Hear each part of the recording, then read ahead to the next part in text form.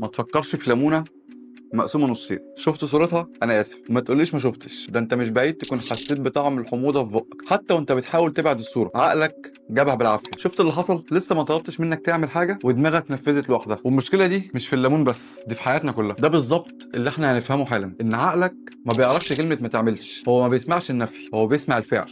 ودي ظاهره مثبته علميا. عالم السلوك دانيال ويغنر عمل تجربه شهيره جدا اسمها ايرونيك بروسيس، انه طلب من الناس ما يفكروش في دب ابيض، وكل اللي حصل انهم ما فكروش في اي حاجه تاني غير الدب الابيض. يعني لما انت بتقول لنفسك ما تتوترش، عقلك بيرد يقول لك ماشي يا معلم يلا نتوتر. لما تقول لنفسك ما تقعش في نفس الغلط، دماغك بتسمعك الغلط صوت وصوره. انك بتيجي في كل مره بتقول انا مش هعمل كده تاني، بترجع تعمل بالظبط كده تاني. ليه بقى دماغك بتستمتع انها تعذبك؟ ده بقى هو لغز حلقتنا النهارده. ازاي دماغك اللي المفروض تحميك بتكون هي كتير قوي السبب في وجعك؟ وليه ساعات بتحس انك عارف كل الاجابات بس مش قادر تطبق ولا واحده منهم؟ في الحلقه دي هتعرف ازاي الفكر نفسه ممكن جدا يكون مرض، وازاي تقدر توقف دماغك لما تبدا انها تدمرك. يعني لو عقلك اول الحلقه قدر يخدعك في ليمونه، استنى معايا لما تعرف بيعمل فيك ايه كل يوم من غير ما تحس. اللي جاي هيخليك تبص لدماغك بطريقه عمرك في حياتك ما شفتها. تعال اسالك سؤال، تفتكر دماغك بتكره الوجع؟ الاجابه لا. وده اللي اكتشفه علماء الاعصاب في جامعه ستانفورد. لقوا حاجه غريبه جدا، نفس الاماكن اللي في دماغك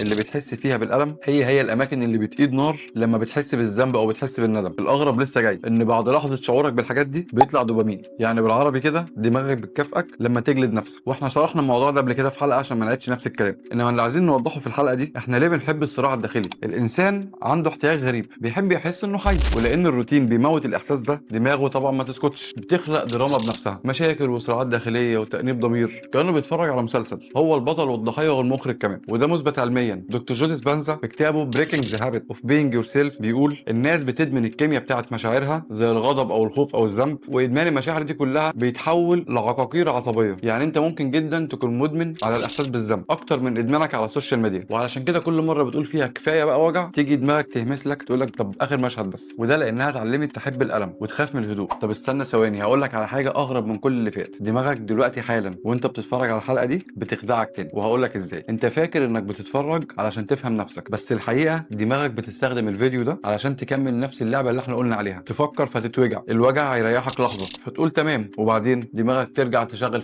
نفس الفيلم تاني من الاول. يعني حتى رحله الفهم بقت جزء من الوجع. وخد بالك مش كل تفكير بيكون علاج، اوقات كتير التفكير نفسه بيكون هو الوجع. زي بالظبط واحد عنده جرح وكل شويه يفتحه عشان يشوفه التئم ولا لسه، فبيفضل الجرح مفتوح مع انه هو كده حاسس ان هو بيعتني بنفسه. او ده اللي بيحصل جوه دماغك بالظبط، بتحلل مشاكلك وبتحلل مشاعرك وبتحلل اللي حصل، بس عمرك لاحظت ان كل الحاجات اللي انت بتحللها دي عمرها ما قدمتك خطوه؟ وده لان العقل ساعات كتير بيستخدم التحليل ده كوسيله للهروب مش مواجهه. بيفضل يفكك في الوجع علشان ما يضطرش يعيشه فعلا. وده اخطر فخ في رحله الوعي، انك تفتكر انك بتتطور بس انت في الحقيقه كل اللي عملته انك بس بدلت نوع الوجع من وجع التجاهل لوجع التحليل المفرط. بس هنا بقى هتبدا المرحله اللي فعلا بتغير اللعبه، مش انك تبطل تفكر لكن انك تتعلم ازاي توقف التفكير اللي بياكلك. ودي اللحظه اللي لازم نكسر فيها دايره الالم دي سوا. اول حاجه لازم تعرفها، مش كل فكره تستحق اهتمامك. في فرق كبير بين التفكير المفيد والتفكير الملوث. التفكير المفيد دايما بيحاول يلاقي حل، اما التفكير الملوث بيحاول يلاقي وجع. وده اللي بيخلي الناس تقع في فخ الاوفر ثينكينج.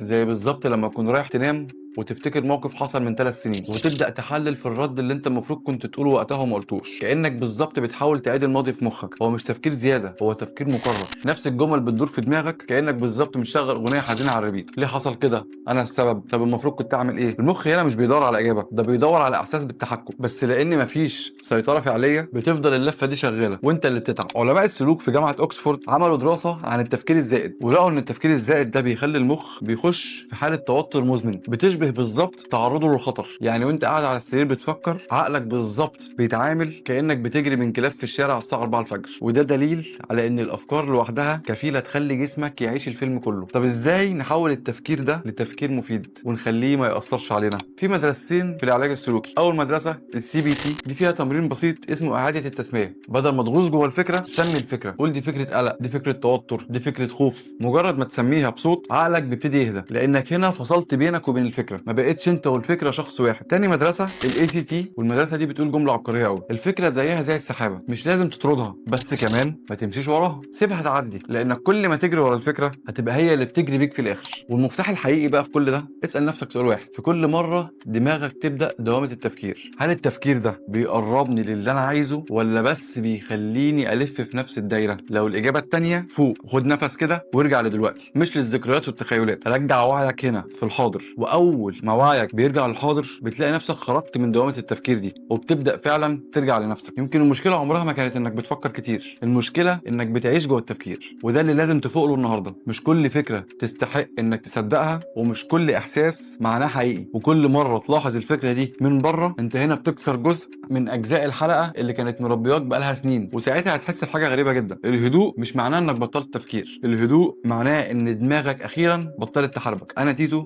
ودي كانت رحله وعي.